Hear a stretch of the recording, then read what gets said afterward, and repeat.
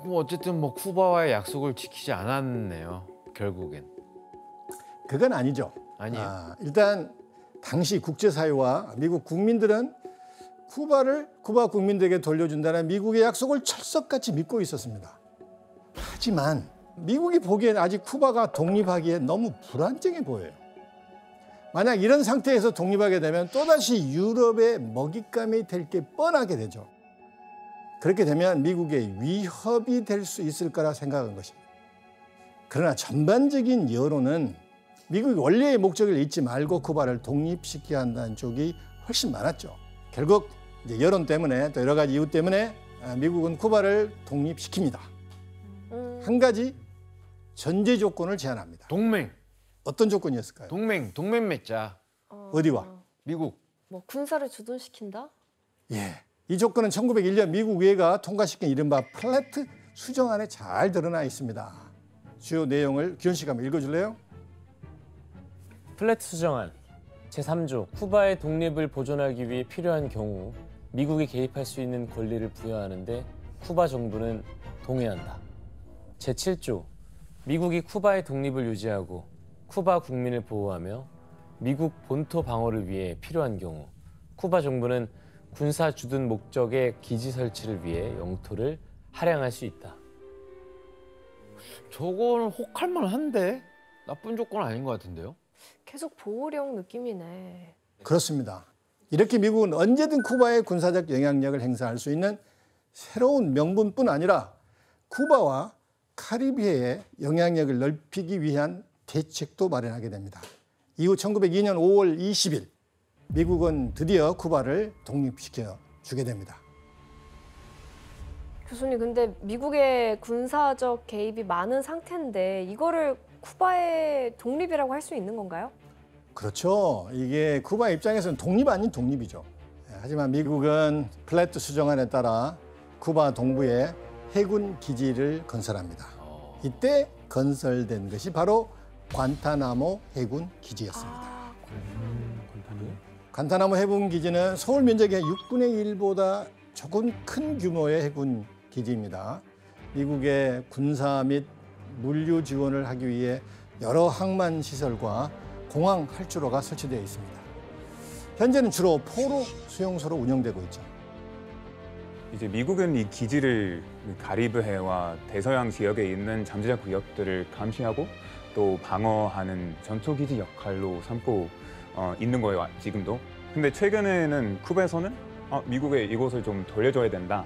계속해서 이제 요구하고 있는데 아무래도 미국한테는 이곳만큼은 줄 수 없다. 우리한테는 필요한 거다. 그래서 아직까지도 계속 거부하고 있는 거예요. 지금도 갖고 있었구나. 네, 지금도 갖고 있어요. 이렇게 쿠바를 얻은 미국에게 이제 제국으로 나아가기 위한 마지막 관문밖에 남지 않았죠. 어딜까요? 마닐라, 필리핀. 필리핀. 네, 필리핀입니다. 전쟁 이후에 필리핀이 미국의 소유가 되잖아요. 그래서 필리핀을 어떻게 처리할지 고민하고 있었습니다. 그러던 중 한 가지 주장이 힘을 얻게 되는데 필리핀은 영원한 우리의 영토입니다. 우리는 동해안에서 우리의 기회를 포기하지 않을 것입니다. 필리핀에 대한 야욕이 느껴지잖아요. 네. 그렇죠? 필리핀 내 거야, 이거. 예. 일부 미국인들은 필리핀을 식민지로 만들어야 한다는 생각이었습니다. 하지만 이에 반대하는 반제국주의파들도 만만치 않았습니다. 그래서 필리핀 병합을 두고 미국 최초로 제국주의 논쟁이라는 새로운 갈등이 불거지게 됩니다. 이건 향후 미국 외교의 방향을 결정하는 매우 중대한 논쟁이었습니다. 칼 웨이 씨, 그 반제국주의를 주장한 사람 중에 우리가 알만한 사람이 있나요? 네, 있어요. 철강왕 앤드류 카네기? 네, 앤드류 카네기입니다. 카네기는 미국의 제국주의를 격렬히 반대했거든요. 그래서 이전에 바리 조약이 진행 중일 때는 미국 대통령을 찾아가가지고 $2,000만 필리핀을 사지 말고 자신이 그 돈을 줄 테니까 오히려 필리핀을 독립시키는 데 쓰라고 말했다고 합니다. 우와, 대단한 사람인데? 그렇다면 필리핀을 식민지로 삼을지 말지에 대한 논쟁은 누구의 승리로 끝났을까요? 바로 제국주의파들입니다. 이렇게 필리핀을 식민지로 삼자는 주장에 힘이 실리게 된 건 당시 미국의 맥키니 대통령의 영향이 컸죠. 맥키니 대통령이 한 말이 있는데 규현 씨가 한번 읽어줄래요? 전지전능한 신에게 영감과 지침을 달라고 기도했음을 여러분에게 이야기하고 있습니다. 첫째, 필리핀을 스페인에 돌려준다면 비겁하고 불명예스러운 일입니다. 둘째, 필리핀 군도를 아시아에서 경쟁 상대인 프랑스나 독일에게 양도할 수가 없습니다. 그것은 부당한 거래이기 때문입니다. 셋째, 필리핀 군도를 필리핀인들에게 맡겨둘 수는 없습니다. 필리핀 군도는 자치정부에 적합하지 않기 때문입니다. 들어보니 어때요? 아예 뭐 그냥 무시하는데 대놓고. 필리핀이 꼭 필요하니까. 너무 갖고 싶으니까. 필리핀을 우리가 하겠다. 예. 사실 필리핀은 끊임없이 독립을 준비하고 있었습니다. 그래서 1899년 1월 23일에는 필리핀 최초의 공화국을 수립하기도 했습니다. 이런 상황에서 필리핀을 식민지로 삼겠다는 목소리가 커지자 필리핀 사람들은 어떻겠어요?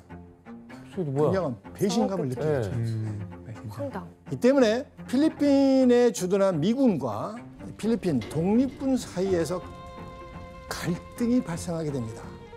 그래서 마닐라에서 양측 간의 무력 충돌이 일어납니다. 당시 상황을 사진으로 확인해 볼게요.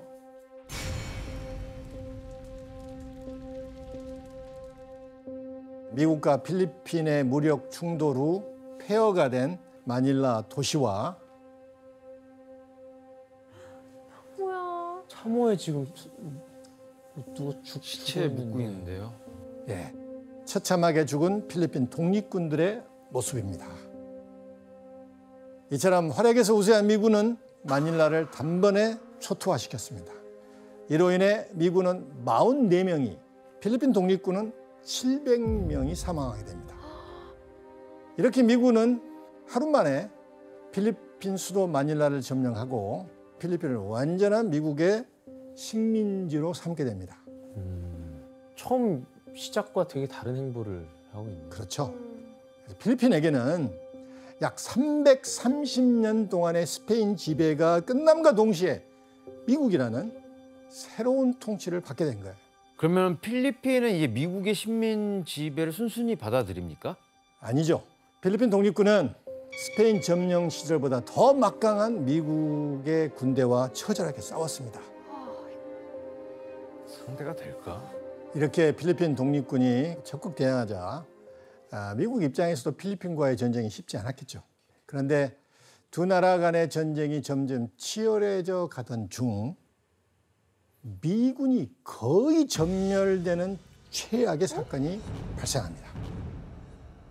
바로 1901년 9월 28일에 벌어진 발랑이가 사건입니다.